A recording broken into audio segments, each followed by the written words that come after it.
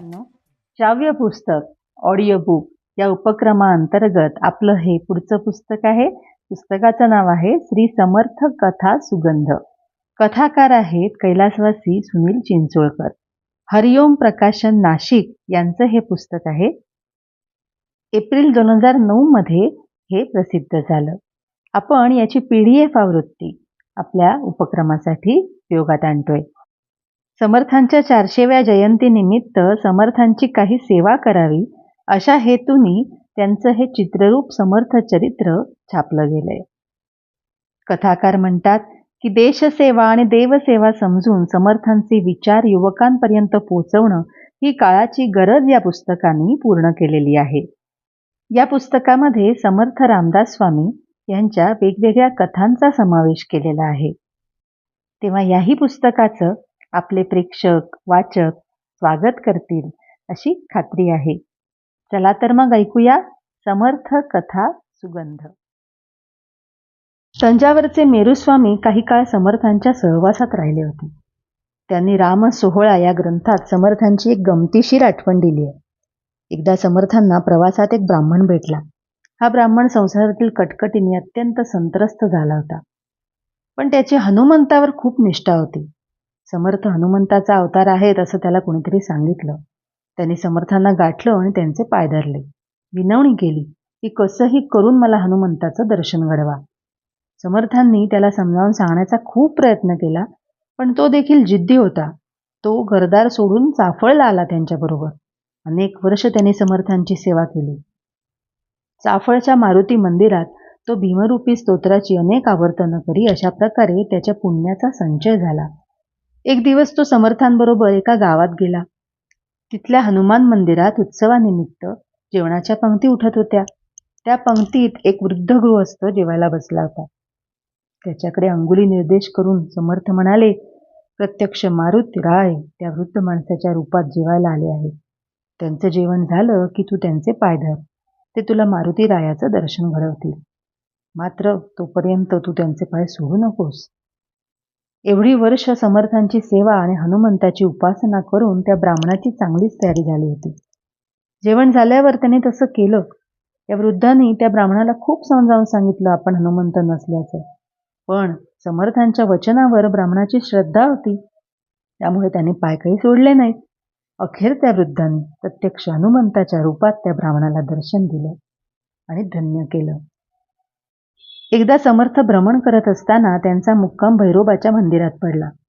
समर्थ रात्री फार थोडा वेळ निजत, बराच काळ नामस्मरण करत असत.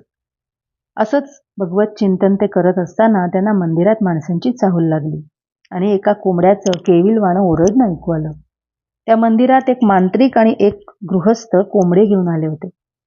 हे काय चाललंय? समर्थांनी विचारलं. ते गृहस्थ म्हणाले, मला रात्री स्वप्नात भैरोबाने दृष्टांत दिला की तू मला आज मध्यरात्री कोंबडं अर्पण कर, म्हणजे तुझा आजार बरा होईल. गेले कित्येक दिवस माझा ताप उतरत नाही, म्हणून मी या मांत्रिकाकरवी कोंबडं अर्पण करीत आहे. समर्थांनी काय केलं, मांत्रिकाचा आणि गृहस्थाचा हात पक्का धरला आणि म्हणाले, मी गेले कित्येक दिवस आजारी आहे.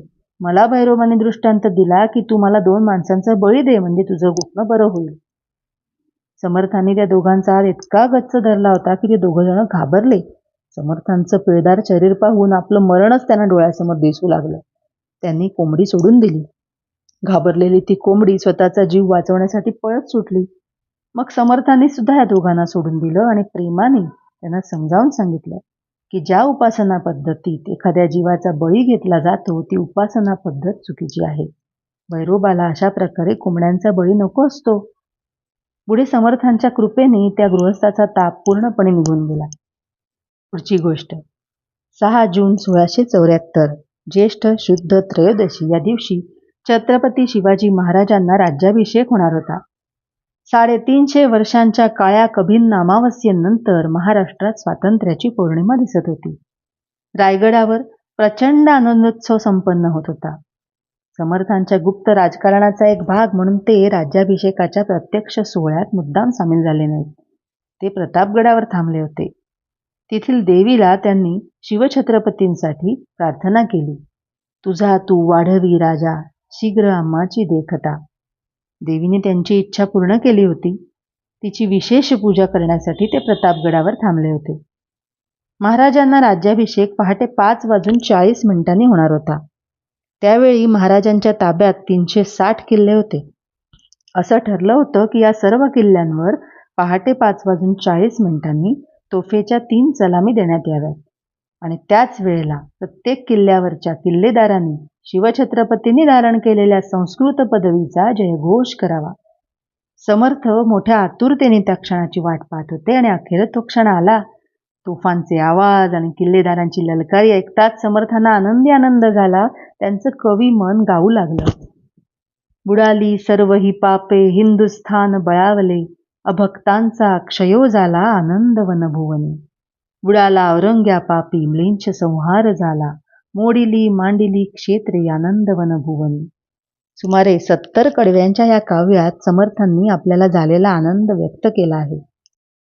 संत वेणाबाई 30 वर्ष समर्थांच्या सहवासात होत्या. मात्र समर्थांना त्या पूर्णपणे ओळखू शकल्या नव्हत्या. समर्थांचं नेमकं स्वरूप काय आहे याचं त्यांना कुतूहल होतं.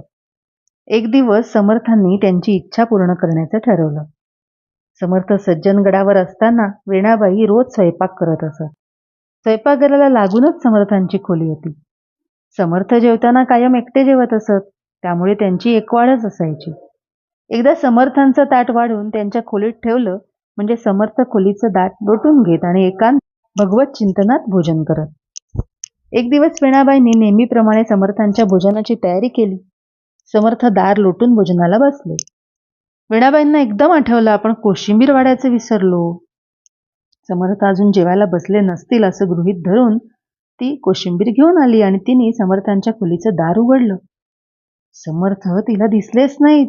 त्यांच्या जागी प्रत्यक्ष मारुतीराय भोजन करत आहेत हे तिने पाहिलं आणि चर्मचक्षूंना ते दर्शन सहन न झाल्याने वेणाबाई बेशुद्ध होऊन पडली. समर्थांनी त्यांच्या मस्तकावर हात ठेवताच त्या पुन्हा शुद्धीवर आल्या. या घटनेनंतर वेणाबाईंच्या लक्षात आलं की समर्थ प्रत्यक्ष हनुमंताचेच अवतार आहेत. अशा दिव्य पुरुषाच्या चरणांवर देह ठेवावा असं त्यांना वाटू लागलं. त्यानुसार 1678 साली चैत्र महिन्याच्या अखेरीला सज्जनगडावर वेणाबाईंचं कीर्तन ठेवण्यात आलं. स्वतः समर्थ त्यांचं कीर्तन ऐकायला बसले होते. कीर्तन संपताच वेणाबाईंनी समर्थांचे चरण धरले. त्यांच्या चरणांना अखेरचा अश्रूंचा अभिषेक केला आणि देह ठेवला. आजही सज्जनगडावर वेणाबाईंचं समाधी मंदिर पाहायला मिळतं. 3 एप्रिल 1680 हनुमान जयंतीचा दिवस. त्या दिवशी सह्याद्रीवर वज्राघात झाला. छत्रपती शिवाजी महाराज मरण पावले. शिवाजी महाराजांच्या मृत्यूचा समर्थांच्या मनावर फार मोठा आघात झाला. 3 महिने त्यांनी स्वतःला अंधाऱ्या खोलीत कोंडून घातलं. समर्थांनी अन्नपाणी वर्ज्य केलं. शिष्यांनी खूप आग्रह केला म्हणजे ते केवळ दूध पित असत. शिवपुत्र संभाजी महाराजांच्या पश्चात गादीवर बसला. तोही पराक्रमी होता. समर्थांनी त्यांना शेवटचा संदेश पाठवला. शिवरायाचे आठवावे रूप, शिवरायाचा आठवावा प्रताप, शिवरायाचा आठवावा साक्षेप भूमंडळी. शिवरायाचे कैसे बोलणे, शिवरायाचे कैसे चालणे, शिवरायाचे सलगी देणे कैसे असे. शिवछत्रपतींच्या मृत्यूनंतर समर्थांना असं वाटू लागलं की आपलं अवतार कार्य संपलेलं आहे. त्यांनी निर्वानिर्वीची भाषा सुरू केली. माघ वद्य नवमीला आपण देहत्याग करणार आहोत याची समर्थांनी 15 दिवस आधी शिष्यांना पूर्वकल्पना दिली. त्यामुळे तोपर्यंत समर्थांचे शेकडो शिष्य गडावर जमले होते. सारे जण मोठ्याने रामनामाचा गजर करत होते. समर्थ पलंगावर मांडी घालून ध्यानस्थ बसले होते. अक्काबाई रडू लागल्या तेव्हा समर्थांनी विचारलं, इतके दिवस आमच्या सहवासात राहून हाच वेदांत शिकलात का? तेव्हा अक्काबाई म्हणाल्या, पुन्हा तुमचं सगुण दर्शन घडणार नाही म्हणून वाईट वाटतं. देह ठेवताना समर्थांनी आपल्या शिष्यांना आश्वासन दिलं की श्रीराम जय जय राम या 13 मंत्राचा जो कोणी जप करेल त्याला प्रत्यक्ष रामचंद्राचं दर्शन घडेल. अशा प्रकारे लोकांना रामनामाला लावून समर्थ निजधामी गेले.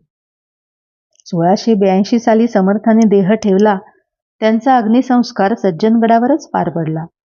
3ऱ्या दिवशी शिष्यमंडळी अस्थी गोळा करण्यासाठी जमली तेव्हा समर्थांची स्वयंभू समाधी जमिनीतून आपोआप वर आली.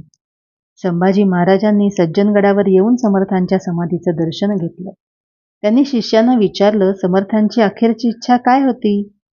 तेव्हा त्यांना कळलं की आपल्या अग्निसंस्काराच्या जागी प्रभू रामचंद्राचं मंदिर असावं असं समर्थांना वाटत होतं. तेव्हा संभाजी महाराजांनी सज्जनगडावर खाली समर्थांची स्वयंभू समाधी आणि वरती समर्थ पूजित रामपंचायतन असं भव्य मंदिर बांधलं. आजही सज्जनगडावर हे मंदिर पाहायला मिळतं. 1927 साली श्रीधर स्वामी गडावर आले.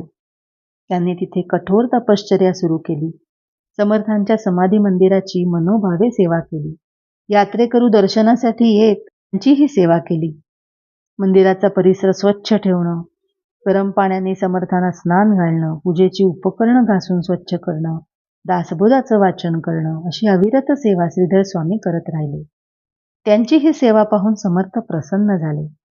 1930 साली श्रीधर स्वामी मंदिरात ध्यानस्थ बसले असता समर्थांनी त्यांना प्रत्यक्ष दर्शन दिलं. अशा प्रकारे समर्थ सद्भक्तांना आपल्या अस्तित्वाची झलक दाखवतात.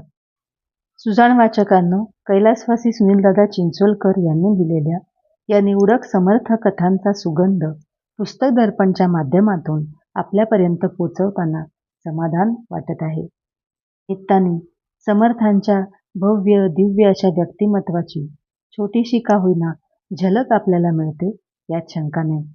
यापुढेही भेटूया नेहमीप्रमाणे नवीन पुस्तकासह. तोपर्यंत इथेच थांबते आणि आपला निरोप घेते.